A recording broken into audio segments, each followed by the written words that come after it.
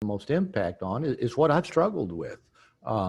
Yeah, I was struggling in a relationship when I wrote No More Mr. Nice Guy. After 14 years, I got out of that marriage and then spent about the next 12 years as a single guy, dating, having relationships. I had to learn how to be a single guy because here's a couple of tidbits that like no one tells you growing up. Dating is not in our human DNA. It's only existed maybe, I don't know, less than 100 years. People didn't date more than 100 years ago. You either had a marriage arranged for you, or you just met the girl next door, or somebody you went to church with, or somebody you went to school with. So dating didn't exist.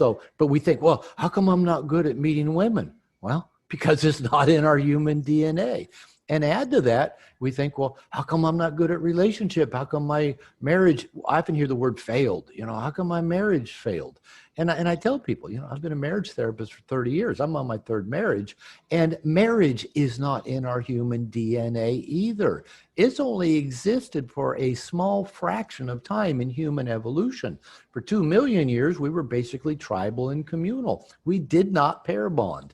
We've only been pair bonding for less than 10,000 years. And this idea that we can form a lifelong monogamous pair bond with one person, and that's going to be, storybook, happy, romantic for the rest of our lives, that's a fallacy. But we believe it should work because that's what we're told, that's how you do it. Hey, you fall in love and then you get married. But the funny thing is the idea of romantic love as a basis for a relationship, that's only been around about 200 years, that we're going to get married because I love you so much. I read somewhere, I can't recall if it was Mark Manson or somebody, I read that Shakespeare wrote Romeo and Juliet to illustrate the fallacy, the stupidity of romantic love.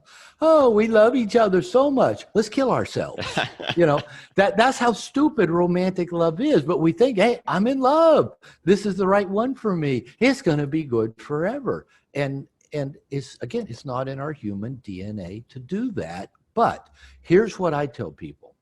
Even though it's not natural to do what we're trying to do, if we can do it consciously, or at least semi-consciously, it's a very powerful personal growth machine.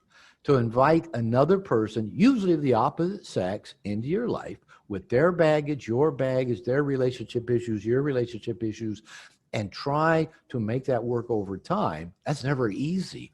But if we can be conscious about it, it can help us work through a lot of our old baggage.